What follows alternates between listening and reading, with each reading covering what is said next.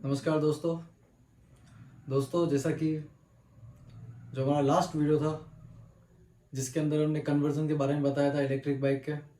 दोस्तों आपने उसको बहुत पसंद किया और बहुत ज़्यादा कमेंट हमें इस बात के मिले कि बैटरी के लिए लोग पूछ रहे थे कि बैटरी आपने कौन सी यूज़ करी है या बैटरी कितना एवरेज दे देती है।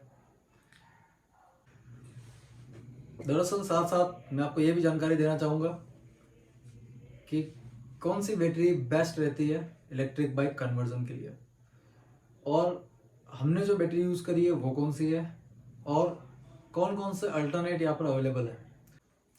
तो दोस्तों हमने हमारी ई बाइक कन्वर्जन के लिए दोनों तरह की बैटरी यूज़ करी।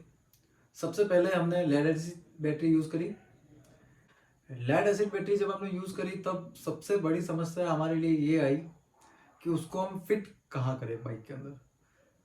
दोस्तों एक्चुअली हमारी बाइक का ओल्ड जनरेशन बाइक है, ठीक है, अराउंड 25-30 ईयर्स ओल्ड बाइक।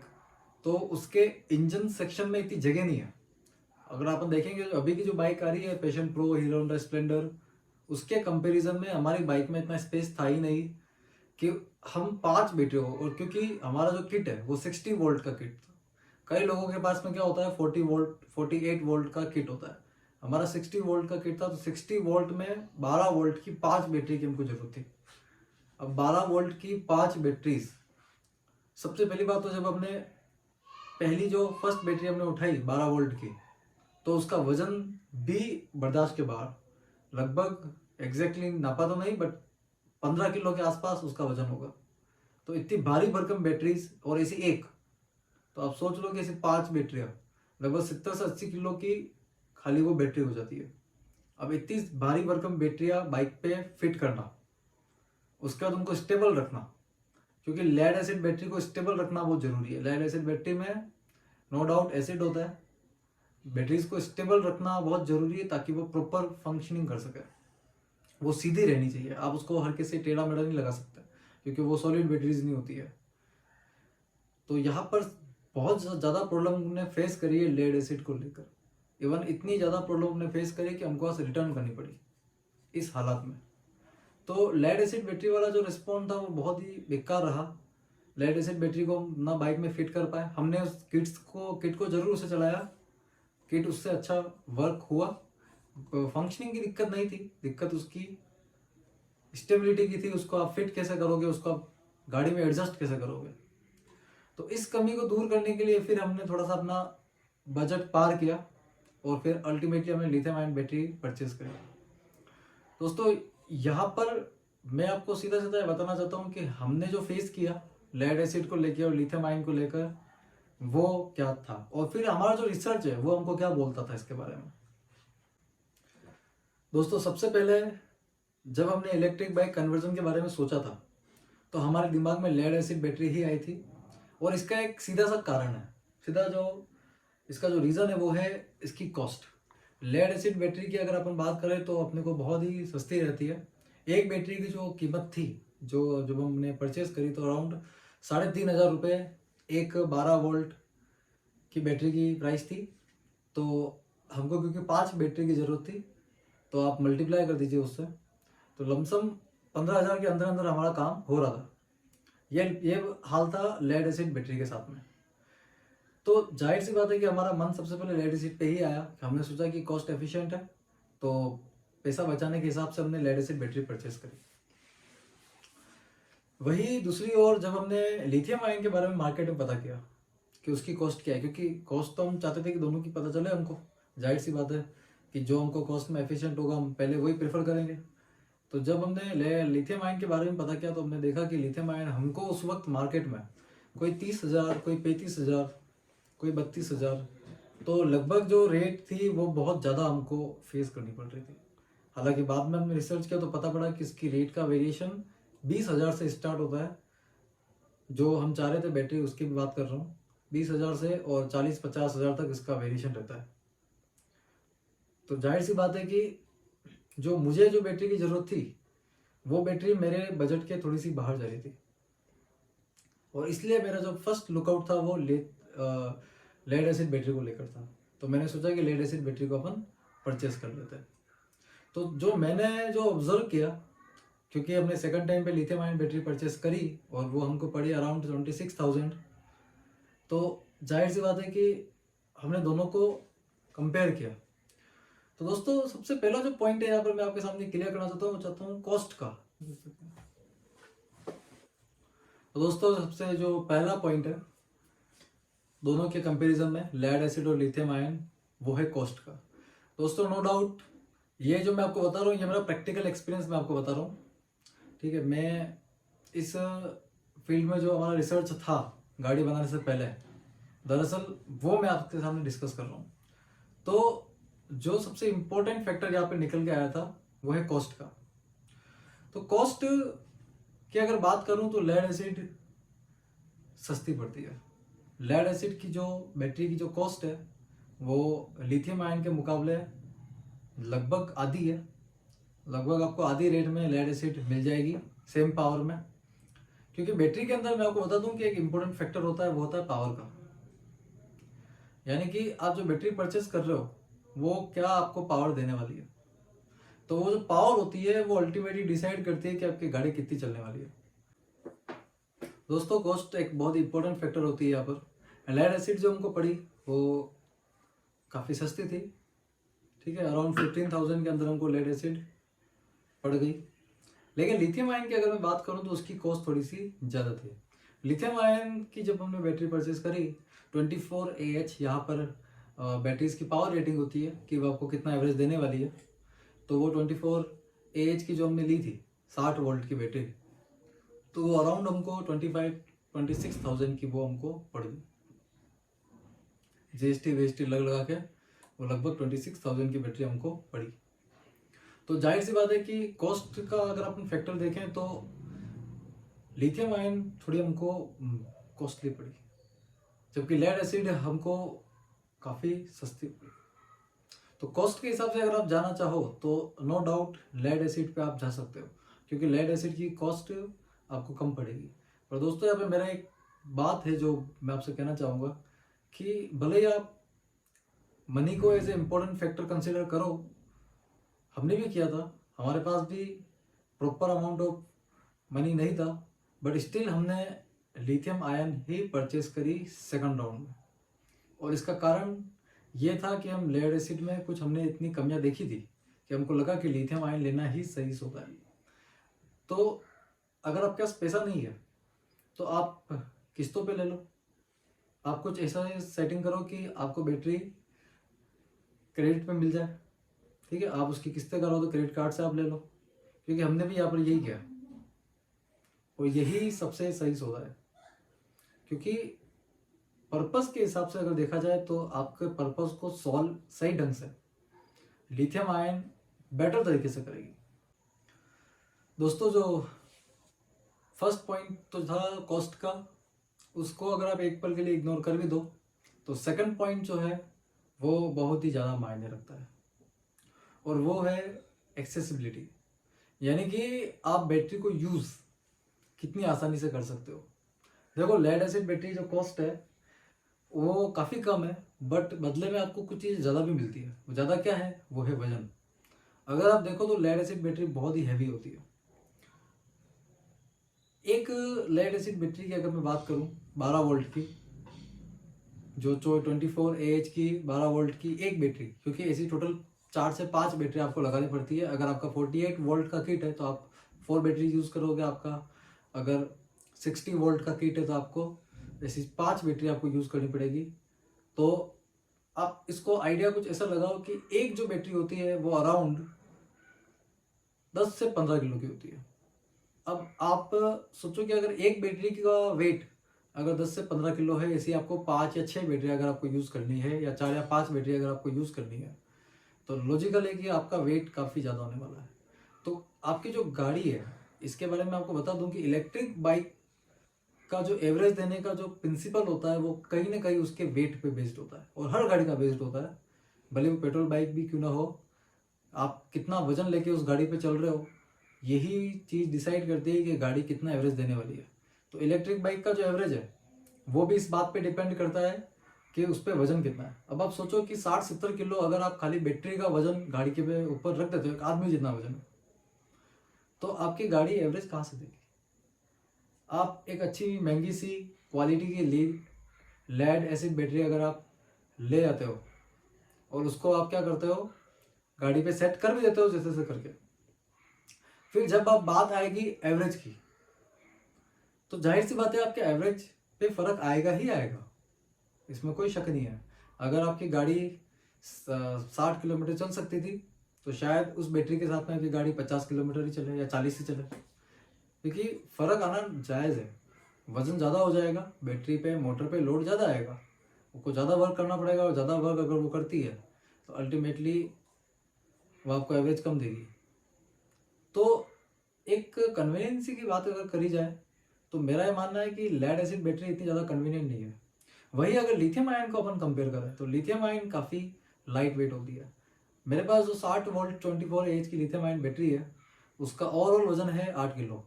अब आप 8 किलो और 60 किलो में फ़र्क जानते हो, तो सीधी सी बात है कि मेरे को लेड लिथियम आयन बैटरी से काफ़ी कन्वीनियंस उसको लगाने में भी, क्योंकि साइज़ भी उसकी छोटी थी। एक तरफ लेड एसिड जो काफ़ी बड़ी साइज़ की होती है, जिसको फिट करना गाड़ी के अंदर भी मुश्किल है, लेकिन लिथियम आयन की साइज़ भी छोटी है, आप उसको इजीली कहीं भी फिट कर सकते हो गाड़ी के अंदर। इवन आप दो दो लिथियम आयन बैटरीज भी यूज़ कर सकते हो, क्योंकि हमने भी किया एक बार कि गाड़ी में दो दो लिथियम आयन बैटरी हमने एक साथ यूज़ करी।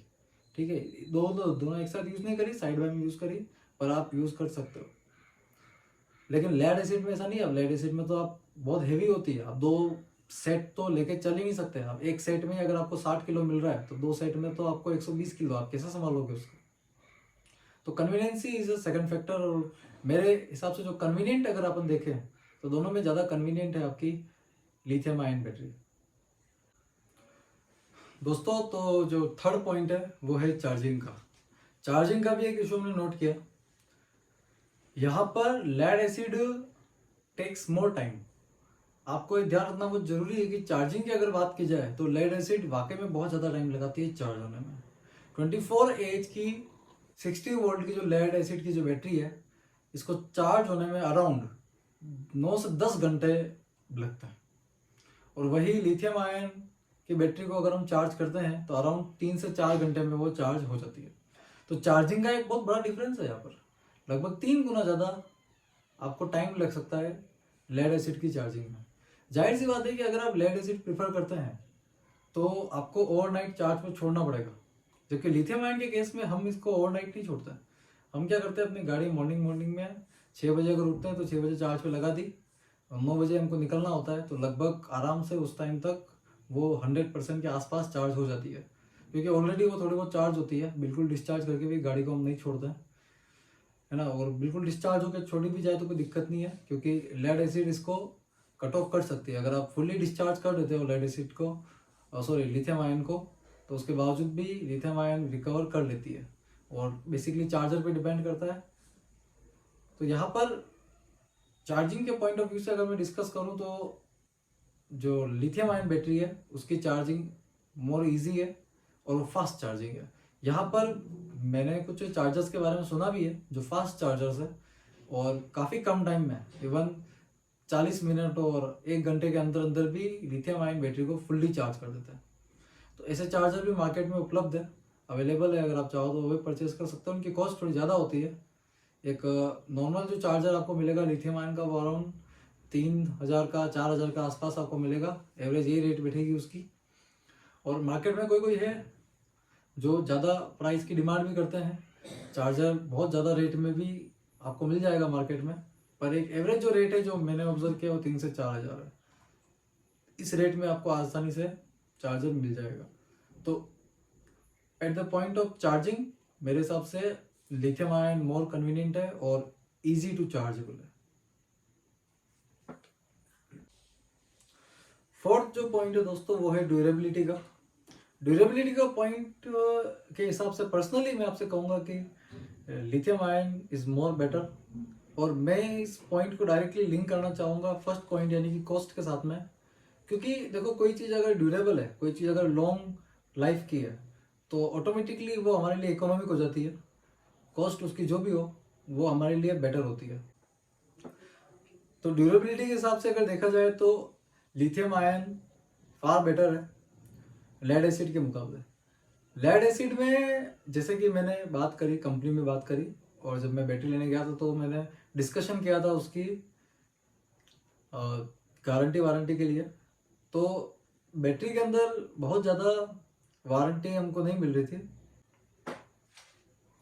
तो जो लेड एसिड में हमने मार्केट में ऑब्जर्व किया वो ये था कि 1 से 2 साल की आपको गारंटी वारंटी मिल जाती है। यानी कि आप उस बैटरी को डायरेक्टली आप सीधे ये भी कह सकते हो कि आप 2 साल तक उसको यूज़ कर सकते हो।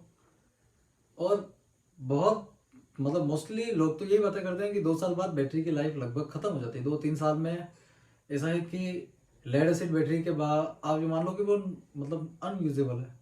2 या 3 साल बहुत ज़्यादा बड़ी बात होगी, क्योंकि जब हम उसको अपनी ई बाइक में यूज़ करते हैं, जाहिर सी बात है ई बाइक में जो बैटरी का कंजम्पशन है वो थोड़ा सा हैवी रहता है। ठीक है, ई बाइक में क्या होता है, बैटरी बहुत जल्दी ड्रॉन मतलब बहुत जल्दी ख़त्म हो जाती है।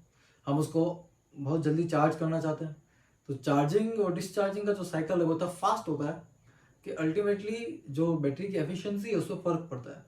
तो जो बैटरी आपकी 3 साल चल जाती है नॉर्मली हेडलाइट वगैरह चलाने के लिए, वही बैटरी आपकी 2 साल बहुत मुश्किल से चल पाती है। 1 साल बाद मैंने सुना है कई लोगों से कि 1-1.5 साल बाद क्या होता है, उसकी जो पावर है वो डाउन हो जाती है, यानी कि वो उतना एवरेज नहीं देती है। और इवन गाड़ी की जो स्पीड है वो उतनी ज़्यादा इफेक्टिव नहीं देती है।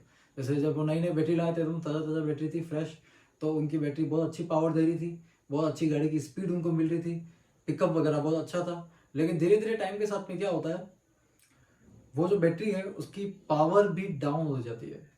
ठीक है, धीरे धीरे ऐसा होने लग जाता है कि आपको इतनी पावर नहीं मिलती। और ऐसा हमारे सबके साथ में होता है, हर बैटरी के साथ में ये प्रॉब्लम है, भले वो लिथियम आयन हो उसके साथ भी ये प्रॉब्लम है, बट उसका एक्सटेंट बहुत कम है और उसमें टाइम भी बहुत अच्छा खासा लगता है। यानी कि लेड एसिड में जहाँ 1 साल में आपको प्रॉब्लम नजर आ जाएगी, वही लिथियम आयन बैटरी में आपको 2 से 2.5 साल 3 साल तक आपको ये प्रॉब्लम नजर नजर नहीं आएगी। इवन लिथियम आयन के बारे में मैं आपको सबसे बड़ी बात ये बता दूं कि कंपनी खुद आगे से आपको 3 साल की 2 साल की आराम से वारंटी प्रोवाइड करती है। यानी कि आप 2-3 साल तक अगर आपको लगता है कि आपकी बैटरी प्रॉब्लमेटिक हो रही है या उसको इतनी पावर नहीं दे रही जितनी पहले दे रही थी, तो आप आराम से बैटरी को मार्केट में जाकर चेंज करा सकते हो अपने डिस्ट्रीब्यूटर से। इसको आप चाहो तो एक्सचेंज करा सकते हो, आप उसकी कंप्लेन कर सकते हो अगर आपने किसी ऑथोराइज सेंटर से लिए तो। और अगर आपने किसी अनऑथोराइज पर्सन से लिए तो फिर इसका कुछ नहीं हो सकता। और वैसे मैं आपको सजेस्ट करूंगा कि लिथियम आयन बैटरी अगर आप परचेस करते हैं कहीं से, तो आप प्लीज़ ऑथोराइज पर्सन से ही परचेज कीजिए, क्योंकि जो बैटरी हमने 26,000 में परचेज करी लिथियम आयन की, वही बैटरी नो डाउट मार्केट में हमको अनऑथोराइज पर्सन के थ्रू 22,000, 21,000, 20,000 तक भी हमको मिल रही थी। अब आप सोचो कि हमने 20,000 की बैटरी ना लेते हुए को जानबूझकर 26,000 में लिया। कारण सिर्फ इतना सा था कि 26,000 में हमने जिससे बैटरी ली वो कोई बंदा नहीं है, वो एक कंपनी है, खुद इलेक्ट्रिक बाइक की कंपनी, जहाँ से हमने वो बाइक की बैटरी परचेस करी। तो जाहिर सी बात है कि वो कंपनी खुद हमको आगे से 3 साल की वारंटी प्रोवाइड कर रही है और कंपनी है। और इवन हमने उसके पास में बैटरी एक्सचेंज भी कराई। जब हमको लगा कि हमारी बैटरी इतनी पावर नहीं दे रही है तो हमने उसको बैटरी चेंज करवा दी और उसने बतौर चेंज करी, चेंज रिप्लेस होकर पूरी नई बैटरी हमारे पास में आई। तो ये सपोर्ट मिलना बहुत जरूरी है। एक सिंपल पर्सन आपको सपोर्ट प्रोवाइड नहीं कर सकता, ये सपोर्ट आपको कंपनी ही प्रोवाइड करेगी। और अगर कोई पर्सन प्रोवाइड करता है तो वेल एंड गुड। तो लिथियम आयन और लेड एसिड के अंदर ये जो पॉइंट है ये बहुत ही मायने रखता है ड्यूरेबिलिटी का। तो ज़्यादा ड्यूरेबल की अगर बात करूँ तो lithium ion is more durable. और क्योंकि मैंने आपको कहा था कि इस पॉइंट को मैं कनेक्ट करूंगा मनी के साथ में, पैसों के साथ में, फर्स्ट पॉइंट कॉस्ट के साथ में। तो कॉस्ट के साथ में अगर देखा जाए तो आप सोचिए कि अगर एक लेड एसिड बैटरी आपकी अगर 2 साल चलती है और आप उसके अगर 15,000 खर्च करते हो, और एक तरफ वही लिथियम आयन बैटरी आपके 4 साल चल जाती है उतनी पावर के साथ, और आप उसके लिए अगर 26,000 रुपये खर्च कर रहे हो, तो आप खुद सोचो कि ज़्यादा बेटर क्या है। कॉस्ट के लोग क्या है कि प्रेजेंट कॉस्ट के हिसाब से सोचते हैं कि प्रेजेंटली हमको ये महंगी पड़ी है, प्रेजेंटली ये सस्ती पड़ रही है, बट प्रेजेंट के हिसाब से नहीं देखना होता है, उसको फ्यूचर के हिसाब से देखना होता है। क्योंकि हम बाइक चला रहे हैं, कोई खाने की चीज़ नहीं कि आज खा लेंगे और कल ख़त्म हो जाएगी। तो बाइक के हिसाब से हमको थोड़ा फ्यूचरिस्टिक होना पड़ता है, हमको 3 से 4 साल का मार्जिन रख के चलना पड़ता है। अब मैं आपको बताऊंगा कि अगर आपके पास पैसों की प्रॉब्लम है तो आप इसको क्रेडिट से परचेज कर लीजिए, क्रेडिट कार्ड से परचेज कर लीजिए, ठीक है। आप किस्तों पे ले लीजिए, कुछ ऐसी सेटिंग कीजिए कि आपको उस वक्त इतना ज़्यादा पैसा नहीं देना पड़े। जैसे हमने भी बैटरी परचेज करी तो हमने क्या किया, हमारे पास में ज़्यादा पैसा नहीं था या हमको नहीं देना था, तो हमने क्या किया कि बैटरी को किस्तों पे ले लिया। अब हम ये मान के चल रहे हैं कि जैसे जैसे बैटरी की किस्त आती है हर महीने 2000 की, तो हम सोचते हैं कि 2000 का हमने पेट्रोल बचाया। और ये लॉजिकल है कि हम वाकई में 2000 का पेट्रोल बचा रहे हैं, क्योंकि हर दिन गाड़ी 20 से 30 किलोमीटर चलती है। तो लॉजिकल है कि आपका पेट्रोल 2 से 3 हज़ार रुपये का आराम से बच रहा है हर महीने का। तो पेट्रोल भी बच रहा है और अल्टीमेटली वही पैसा अपन क्या कर रहे हैं, किस्तों में प्रोवाइड कर रहे हैं। दोस्तों अगला जो पॉइंट है वो है रीयूजेबिलिटी का। ये पॉइंट वैसे इतना इम्पोर्टेंट नहीं है हमारे लिए, क्योंकि हम क्या करते हैं, बैटरी को एक बार यूज़ किया और उसके बाद में हमारे लिए बैटरी वाकई में किसी काम की नहीं है। पर मैं आपको यहाँ पे एक बात बताना चाहूँगा, जो एक हिडन बात है, जो एक छुपी हुई बात है, जो कई लोग आपको बताते हैं और कई लोग नहीं भी बताते हैं, वो ये है कि बैटरीज, सेकेंडरी बैटरीज कभी ख़राब नहीं होती है। एग्जैक्टली अगर हम बात करें लेड एसिड बैटरी की, तो बैटरी में बहुत बड़ी चीज़ें नहीं है जो ख़राब होती है, वो रिपेयरेबल होती है, वो रिपेयर की जा सकती है और बहुत ज़्यादा कॉस्ट में वो रिपेयर नहीं होती। एटलीस्ट जो नई बैटरी आती है उसके मुकाबले उसकी कॉस्ट काफ़ी कम होती है, लेकिन कोई भी हमको रिपेयर करके देता नहीं है। मार्केट में क्या है, ये अलग ही मोनोपोली है। वो आपसे सेकंड हैंड बैटरी बहुत सस्ते में ले लेते हैं। लाइक एक बैटरी अगर आप लेके आते हो, ठीक है ना, 800 रुपये की, 1000 रुपये की, तो मार्केट में वो आपको फिर सेकंड हैंड में 200 रुपये में आपसे वो ले लेंगे, है ना। जबकि वो जानते हैं कि वो कितने कम रेट में फिर से प्रिपेयर हो सकती है अपने पर्पज़ के लिए। ठीक है, ऐसे ही लिथियम आयन बैटरी के साथ भी है। लिथियम आयन बैटरी के बारे में आपको एक बहुत ज़रूरी बात मैं आपको बताना चाहूँगा, जो सब पे अप्लाई होती है, क्योंकि लिथियम आयन बैटरी जहाँ भी यूज़ होती है, लिथियम आयन बैटरी में हमेशा छोटे छोटे सेल होते हैं। उसके अंदर जैसे हम पेंसिल सेल जो होते हैं, घड़ी में जो सेल डालते हैं, उस तरह के छोटे सेल होते हैं, जो अराउंड 4 वोल्ट के आसपास उनकी वोल्टेज कैपेसिटी होती है हर सेल की। तो ऐसे सेल लिथियम आयन बैटरी में बहुत सारे लगे हुए होते हैं, है ना। जैसे कि अलग अलग वेज में बैटरी बनती है, 16S में बन रही है तो 16 सेल जो है वो कॉम्बिनेशन में लगे हुए हैं। तो अगर आप एक 60 वोल्ट की बैटरी मार्केट से लेके आते हो 24 AH की, तो उसमें लगभग 300-400 सेल लगे होंगे। जब आपकी बैटरी खराब होती है, जब आपकी बैटरी 3-4 साल बाद पूरी तरह से खराब हो जाती है, तो ईमानदारी से उसमें खराब कुछ नहीं होता, उसमें कुछ सेल खराब हो जाते हैं। जैसे अगर 300-400 सेल उसमें है तो आपके कुछ 20-30 सेल आपके खराब हो जाएंगे और फिर आप सोचोगे कि पूरी बैटरी यूजलेस हो गई, आप उसको फेंक दोगे। लेकिन यहाँ पर मैं आपको बताना चाहूँगा कि बैटरी यूजलेस नहीं होती है। हालांकि हमारे पास में नहीं है कि हम उसको फिर से रिपेयर कर सकें, पर यह जानकारी आपके लिए बहुत इंपॉर्टेंट है, क्योंकि अगर आपके ध्यान में कोई है रिपेयर करने वाला तो आप उसको दे सकते हैं। वो क्या करेगा, एक एक सेल को चेक कर लेगा और जो सेल रीयूजेबल है उनको वो लगा देगा, और जो बिल्कुल ख़त्म हो चुके हैं, ख़राब हो चुके हैं, उसको निकाल के फेंक देगा, अलग कर देगा, उसकी जगह नए सेल लग जाएंगे। तो शायद से 2 या 3 हज़ार में आपकी बैटरी फिर से रेडी हो जाएगी। तो एक लिथियम आयन बैटरी जो हम 25,000 की परचेज करते हैं, अगर वो अपने 3 या 4 साल के करियर में ख़राब हो भी जाती है, तो उसको फिर से 2 से 3 हज़ार या 4 हज़ार में रिपेयर किया जा सकता है। और ये बहुत इंपॉर्टेंट है, यानी कि बैटरीज रिपेयरेबल होती है। तो अगर आप ई बाइक बनाते भी हैं तो मेरा ये मानना है कि आपके लिए बैटरी कोई खर्चा नहीं है। बैटरी जो है उसको आप प्रॉपर आप कॉन्टैक्ट रखो, आप बैटरी को इजीली रीयूजेबल बना सकते हो, आप उसको अपने पर्पज़ में बार बार यूज़ कर सकते हो। और अगर आप बार बार नहीं भी करते हो तो भी 4 साल का मार्जिन बहुत होता है। 4 साल तक अगर आप अपनी गाड़ी को रेगुलर यूज़ करते हो तो आपकी जो कॉस्ट है, जो पेट्रोल की जो कॉस्ट है, उसके मुकाबले तो आपको बहुत ज़्यादा प्रॉफिट होने वाला है। आपकी जो ये कॉस्ट है, जैसे कि पेट्रोल की अगर अपन रेट माने तो पेट्रोल लगभग 100 से ऊपर चला गया है। एक महीने का आप 3000 का पेट्रोल जलाते हो। वही आप सोचो कि आपने 3000 बैटरी की किस्त पे अगर पैसा दिया तो आपने कितना पैसा बचाया, है ना। आपके एक साल में आपकी बैटरी की कॉस्ट तो आपके वैसे ही कवर हो जाएगी, और उसके अगले साल और उसके अगले साल और उसके अगले साल तक आप चाहो तो सिर्फ उसको फ्रीली यूज़ कर सकते हो।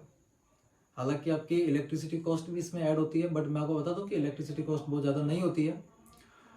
ये जो जिनको डाउट है इस बात पे कि इलेक्ट्रिसिटी कॉस्ट का क्या सीन रहता है, तो मैं उनको बता दूं कि लगभग 1 से 2 यूनिट आपकी एक बैटरी डिमांड करती है। 60 वोल्ट 24 AH की जो पावर लिखी होती है 24 AH 60 को आप उससे मल्टीप्लाई कर दो, आपको उसकी पावर मिल जाएगी जैसे मेरी बैटरी की जो पावर है वो 1300 के आसपास है, तो 1300 वॉट यानी कि 1.3 किलो वॉट यानी कि 1.3 यूनिट, एक बार चार्ज होने पर वो अराउंड 1.3 से 2 यूनिट के बीच में इलेक्ट्रिसिटी कंज्यूम करती है। तो एक बैटरी जो होगी वो चार्ज होने में आपका 10 से 20 रुपए के आसपास खर्च करेगी, यानी एक चार्जिंग आपकी 20 रुपए में हो जाएगी, और 20 रुपए की वो चार्जिंग आपको 40 से 50 किलोमीटर चलने में हेल्प करेगी।